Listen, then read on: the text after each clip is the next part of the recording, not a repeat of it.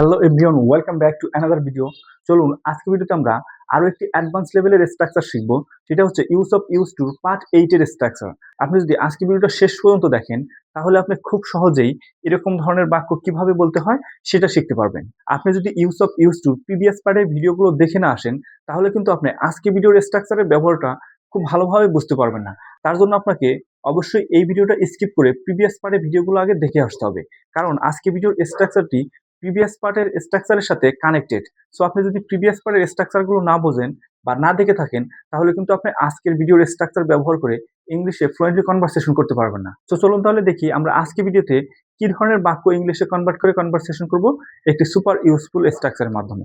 দেখেন, বাক্যগুলো হচ্ছে: আমি এখন রাত জেগে পড়তে অভ্যস্ত।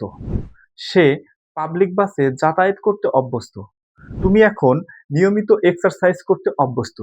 এই ধরনের কথাগুলো ইংলিশের সহজ ন্যাচারাল ওয়েতে কিভাবে বলতে হয় সেটাই শিখবো আমরা আজকে ভিডিওতে একটি সুপার ইউজফুল অ্যাডভান্স লেভেলের স্ট্রাকচারের মাধ্যমে। যদি আপনি আজকে ভিডিওটা শেষ পর্যন্ত দেখেন, তাহলে আপনি খুব সহজেই বলতে পারবেন কিভাবে প্রেজেন্ট হ্যাবিট বা কারেন্ট অ্যাডাপশন ইংলিশে ন্যাচারালি এক্সপ্রেস করতে হয়। তাই ভিডিওটা মনোযোগ দিয়ে দেখুন, কারণ আজকে ভিডিওর স্ট্রাকচারটি আপনি বুঝতে পারলে খুব সহজেই বলতে পারবেন আপনি কোনো কাজ বা সিচুয়েশনের সাথে অভ্যস্ত। So let's get started. এই হচ্ছে তাহলে আমাদের আজকে ভিডিওর সুপার ইউজফুল স্ট্রাকচার। আজকে ভিডিওতে আমরা শিখবো ইউজ টু পার্ট 8 এর অ্যাডভান্স লেভেলের স্ট্রাকচার দিয়ে কিভাবে বর্তমানে কেউ কোনো কাজ, এনভায়রনমেন্ট, রুটিন বা সিচুয়েশনের সাথে অভ্যস্ত হয়ে গেছে এরকম ধরনের কথা। চলুন তাহলে আমরা প্রথমে আজকে ভিডিওর স্ট্রাকচার এবং এই স্ট্রাকচারটি আমরা কোন সিচুয়েশনে ইউজ করে কনভারসেশন করব সেটা খুব সহজ ভাষায় বুঝে নিই। দেখেন, যদি সিচুয়েশনটা এরকম হয়, বর্তমানে কেউ কোনো কাজের সাথে অভ্যস্ত। আমরা যদি আজকে ভিডিওর সিচুয়েশনটা একেবারে সহজভাবে মনে রাখার চেষ্টা করি, কিভাবে প্রেজেন্ট হ্যাবিট বা কারেন্ট অ্যাডাপশন ইংলিশে এক্সপ্রেস করতে হয় সেটাই শিখবো আমরা আজকে ভিডিওতে এই সুপার ইউজফুল স্ট্রাকচারের মাধ্যমে। দেখেন, স্ট্রাকচারটি হচ্ছে subject plus am is are plus use to plus PBING. PBING অর্থ হচ্ছে কি প্রিন্সিপাল ভার্বের সাথে আইএনজি যুক্ত হবে।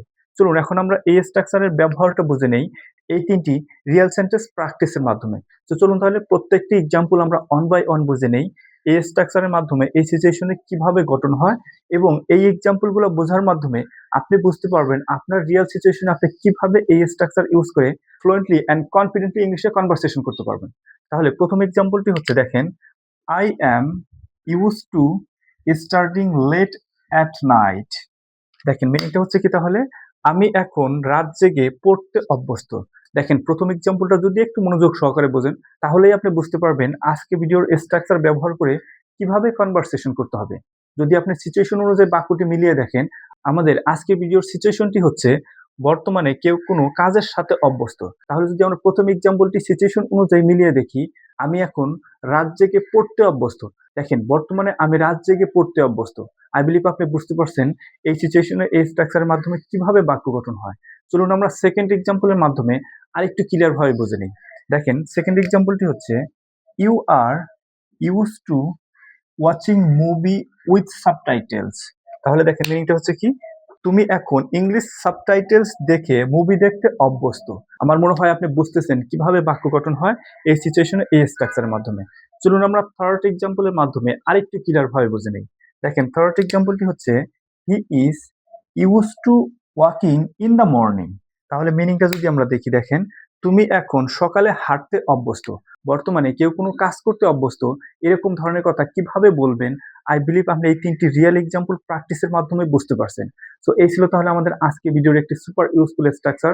আমার মনে হয় আপনি খুব সহজভাবে বুঝতে পারছেন কিভাবে এই স্ট্রাকচার দিয়ে বাক্য গঠন হয়, এবং আপনি আপনার রিয়েল সিচুয়েশনে এই স্ট্রাকচার ইউজ করে স্মার্টলি ইংলিশে কথা বলবেন। তার জন্য আপনাকে অবশ্যই আরো প্র্যাকটিস করতে হবে, তাহলে আপনি খুব সহজেই এই স্ট্রাকচারের ব্যবহার আপনি বুঝতে পারবেন। আজকে ভিডিও এ পর্যন্তই। দেখা হবে নেক্সট ভিডিওতে ইউজ টুর পার্ট 9 এর স্ট্রাকচার ক্লাসে। Till that, keep practicing and keep believing in yourself.